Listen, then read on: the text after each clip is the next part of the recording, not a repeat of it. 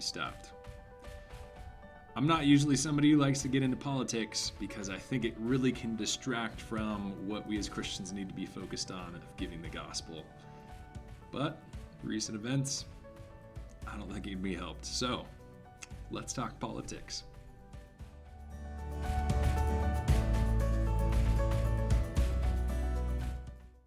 Wow. 2021, huh? This is starting off interesting, to say the least.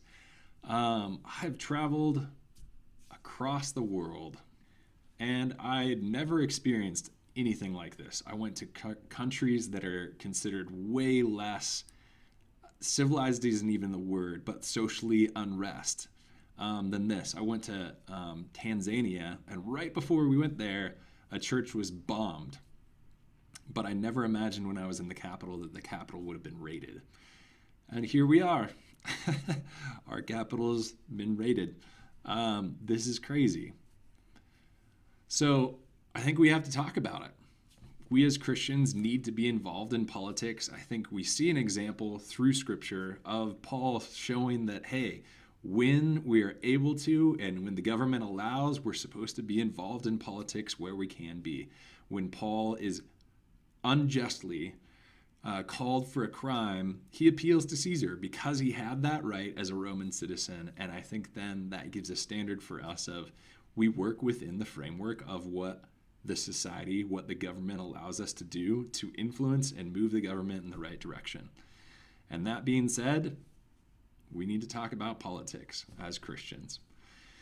And so one of the first things I think I want to do is just point out the fact that I think a lot of this can be boiled down into we all want justice. We want equal justice. We want fair justice across races, across economic development. We want that across all sorts of different things.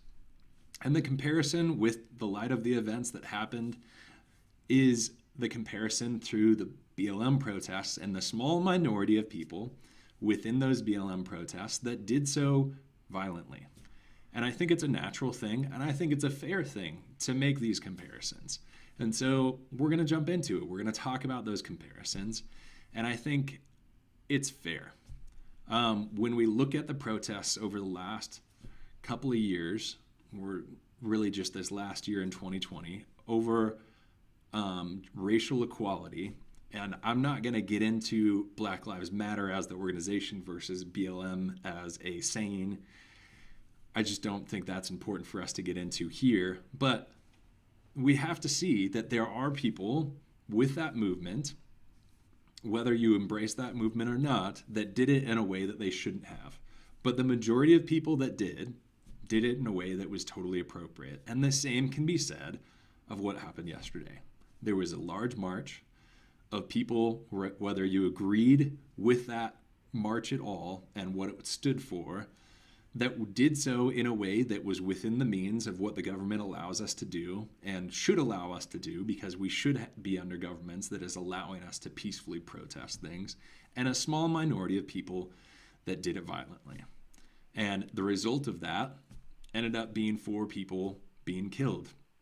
And there's an element where I think it takes another level of importance because they're attacking the Capitol. This is a symbol of freedom to our country. And so that should be taken more seriously. And there's a level at which that ends up being worse.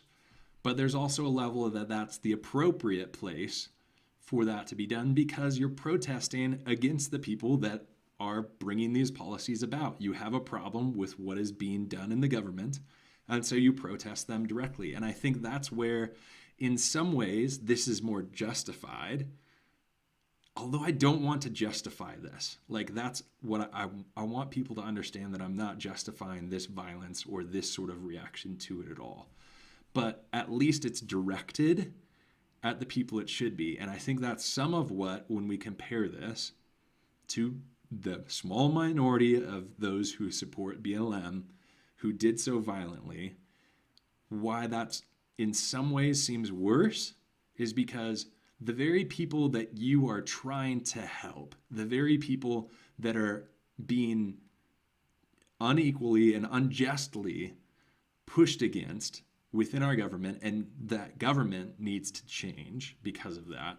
Those are the people that the small minority of BLM protesters that acted violently and looted went against. 25 people died over the last year because of those protests.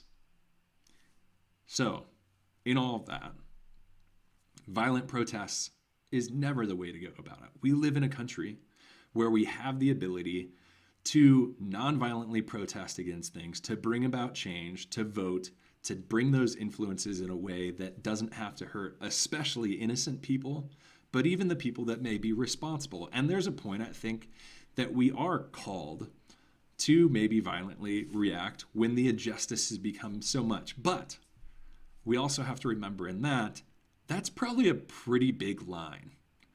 I think as someone who's not pacifist, I even just recently read Lewis's essay on why he's not a pacifist. And part of, I think, what he gets in that, and is part of why I am not a pacifist, is because ultimately there's a point at which we can't look at it and say, for me not to kill this person or react violently to them is loving everyone else. If someone comes into a room that's got 100 people with a gun and starts shooting people, can I really say that I'm loving the people that are being shot because I'm not hurting the person doing the shooting? Because I don't want to love them. It would be wrong to me for me to be violent to them, turn the other cheek. That I don't think is accurate. And part of what we do when we examine scripture is realizing that, hey, the way things need to be applied. So you look at the scripture that says, turn the other cheek. If you're not applying that in the same way you apply other passages, for instance, when Jesus also says, if your eye causes you to stumble or your hand causes you to stumble, we take that literal interpretation and we apply it to broadly everything, just like you're doing with turn the other cheek. Well, then you're literally going to cut off your hand and gouge out your eye. Yet none of us do that because we understand that's not what's really being said. And turning the other cheek, there's an instance in that where we understand it's not saying we don't do violence in any situation whatsoever. There's a point at which, hey, we need, in order to love people, to jump into action into this spot. And so part of what we need to do is have a discussion of how do we take action in all of this? And in light of people protesting and attacking the Capitol building, how do we respond? And I think a huge part of this is we need to learn how to have discussion, because I don't think we know how to have discussion anymore. I think our society in huge ways has just lost the ability to have conversations with each other when we disagree with one another. And I'm going to throw out something that I would say a lot of people would say social media and Facebook and all of that is a big reason why that happens. I totally agree, because you have that ability to just say, I don't like that, what you just said, I'm going to block you. I don't have to listen to anything you have to say anymore. And so, yeah, there's an element that that's true, but it also, if it was used correctly, could be training ground for learning how to have conversations with people that you disagree with, if we just take some things. And so I'm going to throw out a lot of different things of ways that I've found that have been helpful having discussion with people that I disagree with. Some of this I've learned through talking with people on campus. Some of it I've learned through questions and discussions that I throw out there on Facebook, because I think it's a great way to have these conversations. Because part of what's helpful about talking about these things that are even important and they're personal and they're something that you're passionate about, the nice thing about talking about that online rather than in person is when somebody says something that really irks you, whether it should have irked you or not, the nice thing is you don't have to respond right away. When you're in conversation with them in person and they say something that really ticks you off, you have to respond right then or walk away. And walking away can oftentimes seem even worse. But when you're online, take a walk, cool off, think about it, pray about it, then come back and have the conversation. And if you learn to do that online, I think you can learn to do that even better in person. So that's my little plug for that. Those of you who know me know that I think that there's a lot of potential for social media being a really good way to have these conversations. So, even an example with that I was really happy to see. I've been a part of a group that I did some missions with once before, and it's really interesting to see how we've all kept in contact and it's got this community within it. But we all have very different views politically. Some of these people I did missions with directly, some of them just went on the same trip as I did at another time. And it's been interesting at times to see people really go at it regarding politics or even theology in this group. And I know that I am more conservative leaning within that group than a lot of the other people, or even have more conservative theology regarding some things than a lot of the people in that group. So I was really happy to see, I recently saw one post. I don't know if it was even spurred necessarily by what happened yesterday, but by one of the leaders of this group. And then someone asked them a question because the leader was saying, hey, I'm a conservative. This is some of what I want to talk about and get this discussion going, which I was happy to see that. And then I saw this question, which at first I was like, dang it, like this isn't the way a conversation like this should happen. And this is what they said. If you say you're a conservative who's embarrassed by these actions, and at this point they definitely are referring to what happened yesterday, what are you going to do? How are you going to hold your party accountable? And I was afraid of that question because part of me was like, this is a gotcha question. This is someone trying to put someone in a corner and say, that's not enough. Like, however you respond to this, that's not enough. You should be doing more. You're clearly in the wrong with your views on this issue or whatever else. And that can a lot of times be what happens. But what I was really happy about was the leader responded, answered the question, and just as I think we should in these conversations, this is still a great question. How are you embarrassed? How are you responding to your party based on that? Great question to ask. I was afraid it was a gotcha question. He responded and he said, what I'm going to do is I'm going to have conversations and sit down and have conversations with people that disagree with me. That's part of my reason for making this post. And I'm going to talk with my kids about it. I'm going to talk about equality and justice and treating each other fairly. And I'm going to have these conversations with my kids. I'm going to have these conversations with people that disagree with me and have good conversation that's honest and listening. And I was like, that's a great answer. But I think they're just going to say, I gotcha. You should be doing more. You should be writing them. You should be not voting for them anymore. All of those sort of different things. But I was really happy to just see the response was like, thanks, Bill. I appreciate your response. And it's just good to know that you're listening and that this isn't just being pushed to the wayside and we're actually having these discussions. And I just felt this like sigh of relief of like, good. It wasn't a gotcha question. She wasn't trying to paint him in a corner. She was giving a question that was tough and was hard, but she was listening to what he had to say, and that's what we need to be doing.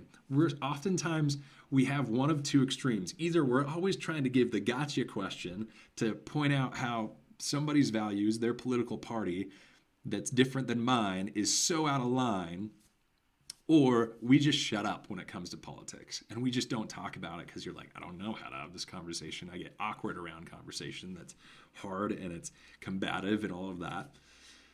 And I was just like, this is what it should be. We have these good questions. We ask hard questions and we sit and then we listen to the answers. And so I wanted to give some examples and things that I think we really need to do and apply in order to have these conversations and have these conversations well. So we need to have honest, real discussion. And how do we do that? One thing we need to do is you ask tough questions and you listen for answers, not just asking gotcha questions. You ask tough questions because you should be challenging them. Hey, if you really believe this, if you really feel this way about your party, I disagree with you. I don't think maybe that lines up even biblically with what we should be doing as Christians. Let me give you my challenge, and I'm going to sit back and listen to what you got to say. Because, guys, like, part of what I think is going on is we're not realizing that people are a lot more in agreement with each other than we think. And if we take more time to listen to each other, I think we'll see, hey, a lot of times we're We're all on the same page in a lot of this, but maybe there's some information that I'm hearing that you haven't, or you're hearing that I haven't. And we need to put the whole thing together in conversation. If you want to ask others how they'll respond to bad things in their party, so with this capital thing, I'm on the more conservative side. And someone asking me, how are you going to respond to this? That's a great question to ask. Now, but if you're asking that, are you willing to ask the same thing regarding your party? So, as we gave an example to begin with, you're asking me as a conservative how I am responding to what happened at the Capitol yesterday. Are you willing to ask the same question of how you're responding? So even to go further, like, how are you responding to the leaders of your party? How do you want them to act and respond to what happened at the Capitol yesterday? Well, the same thing should be asked to people more on the left side when it comes to Black Lives Matter. Are you willing to say, how do you want them to respond to the small minority of violent protesters that were protesting for equal rights, but did it violently? Do you want them to do the same thing? Do you want the same level of justice put on the BLM protesters as the pro-Trump Capitol protesters? I do. And that's what we should want. We should want equal treatment.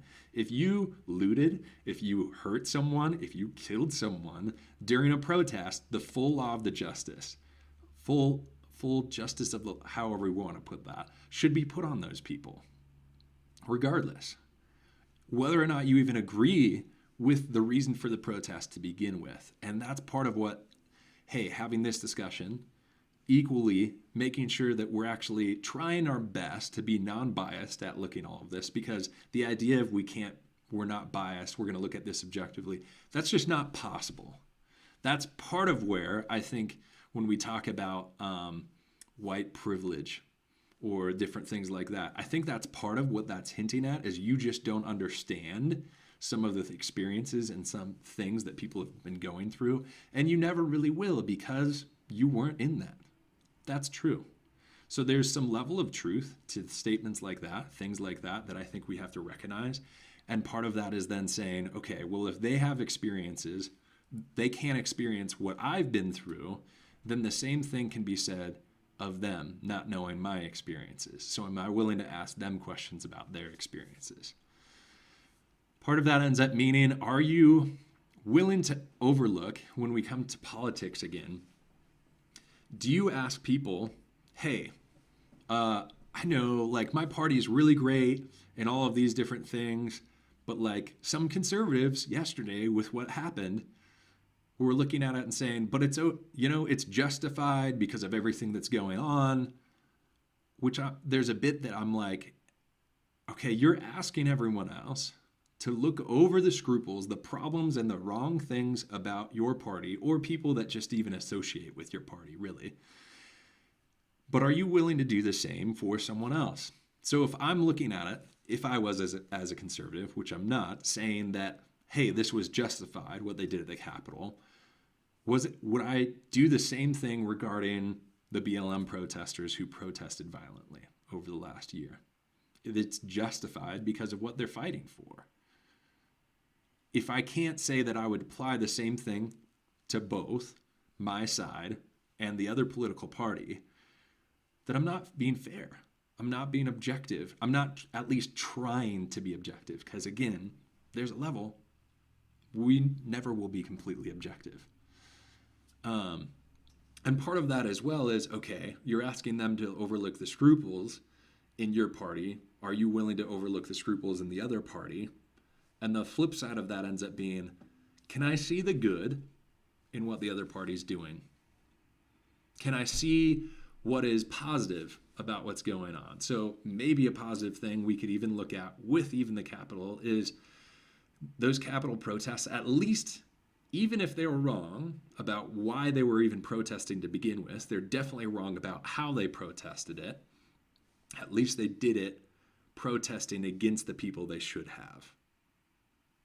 Maybe. So trying to look at the good, but even on a broader sense, not looking at specifically the protests that happened yesterday, can I look at it and say, hey, I'm not a Democrat, but I can get on board with we need to try to do everything that we can to help those who are in need, to bring equal rights to society. I can agree with that. Maybe I don't agree with the methods that the Democratic Party is going about trying to make that, which is usually where I end up landing on it, is I don't think the ways that they're trying to do that is the most effective way to actually achieve that goal. But this is part of what the discussion is we need to have these views of each other when you're talking with someone who's on the other side of the political fence of this person has different views than me politically.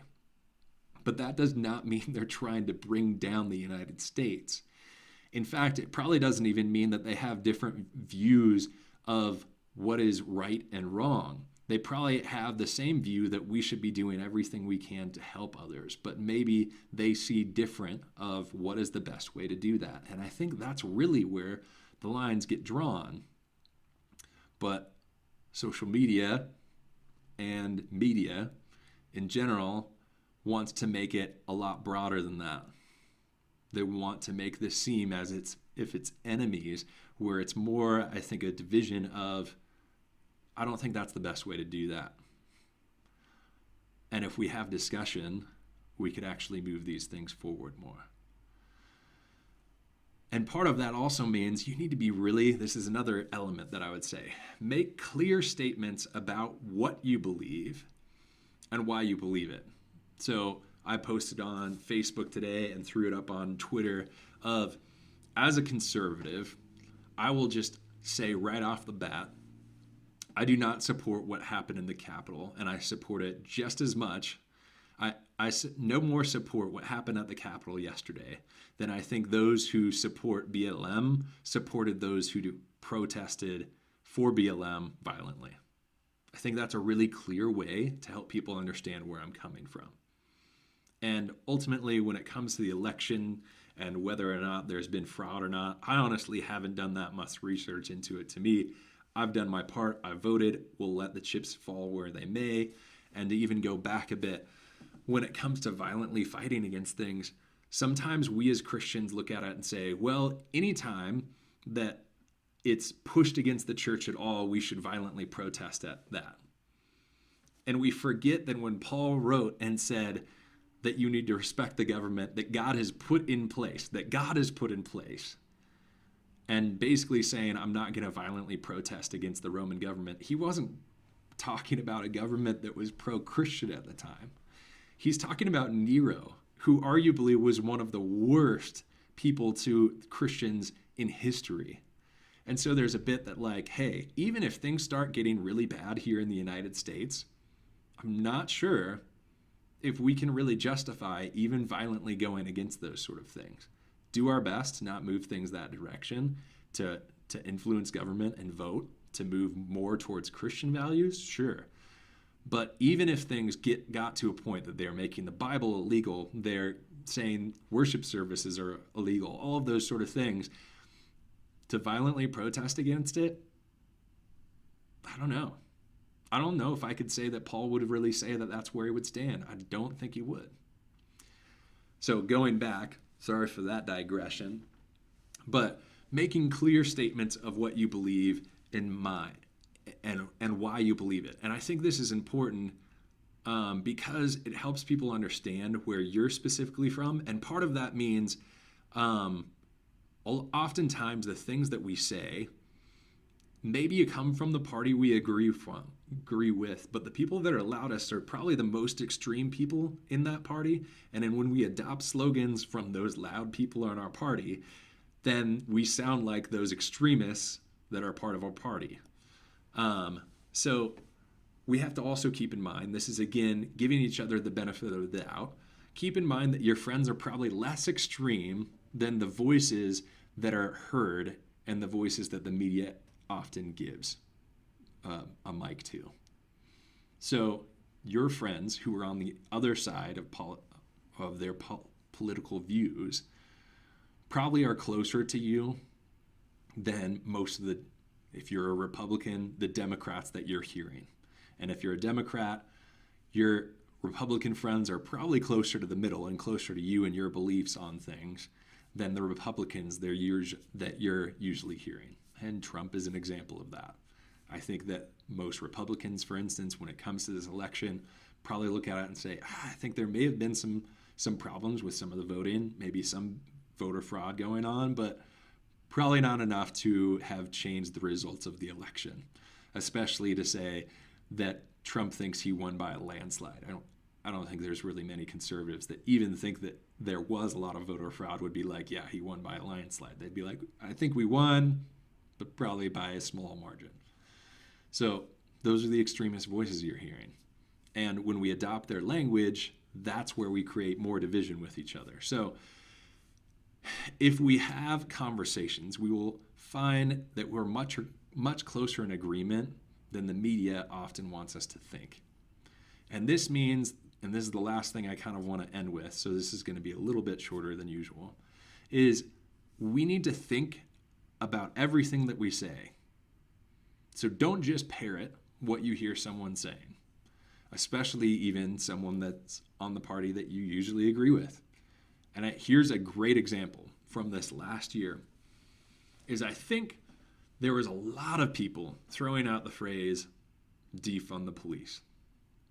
And that was a phrase put out by very much the extreme leftists who literally meant, let's stop funding the police. Because that's what defund the police means at the lay level, at just what language means. Defund the police means defund the police. But most liberals who agreed with that statement didn't really agree with the literal meaning of defund the police. What they were looking at is they were saying, ultimately the police has so many duties and so many things that they're having to do that when you call 911 and you have a fire, the firemen come. When you have a medical emergency, you get an ambulance, and everything else, you get the cops. That's a lot for the cops to be able to cover, and probably a lot that they don't really have the training, nor will they ever be able to really get all of the training to take care of. So that was one element of that I think most people who said defund the police meant was, hey, we need to reevaluate how the police are funded because they're getting a lot of money to take care of all of this different stuff. And maybe some of that money should go more towards counselors who go when there's a domestic dispute rather than a cop. And it's also looking at it and saying, all right, we got a bunch of police that are in cities like Fort Collins that have like armored vehicles and really high-powered weapons that, let's be honest, Fort Collins is a pretty safe city. And you're probably never going to need those. And in bigger cities, when a police force has like almost to a level of like a tank, they're not going to need that. If a city ever gets to a point that they need something like that, that's why we have the National Guard. That's why that's there. We don't need the police to have those sort of things. And we need to have the police be trained in a way to figure out how to not always respond violently in every situation. Some police forces are trained really well in that. That needs to be more regulated in order that, when possible, it's not a violent reaction to whatever is going on in a situation. So we need to reevaluate what most people were saying when they said defund the police was not, let's stop funding the police. Everyone understands that if we literally get rid of the police force, then chaos is going to ensue. What they really mean is we need to reevaluate how the police works, maybe change some funding around, less funding for military-grade things, more funding for responding peacefully to especially peaceful crimes, and learning how training on more de-escalating situations than escalating situations, and even giving some of that funding to other things for people that are experts in things to be able to take care of rather than the cops having to take care of. That's what people meant. But when we start saying things like defund the police, and that's not really what we mean, that's how we start division. So don't just say what you hear the people of your party, the voices of your party, whether it's just a political commentator, it's an actual politician, or just your friend who you have pretty much the same political views as.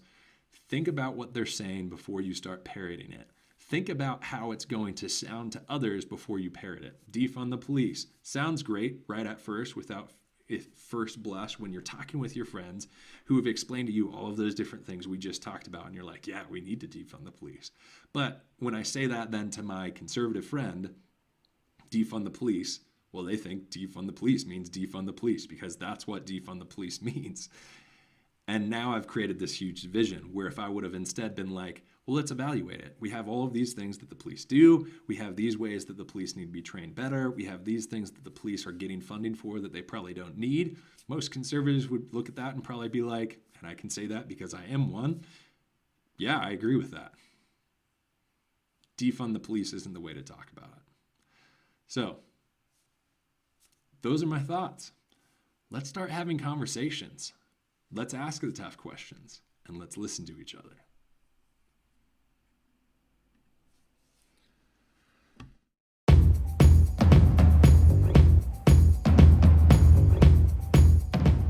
Hey guys, thanks for watching. I hope you enjoyed the content. If you did, please give it a like and a subscribe. Also think about supporting this ministry financially. Your support allows me to create more content in the future that's hopefully more of a resource to others and to yourself. If you want to do that, there's a link in the description that will take you to my Ratio Christi page, and you can set up a donation there. Thanks a lot.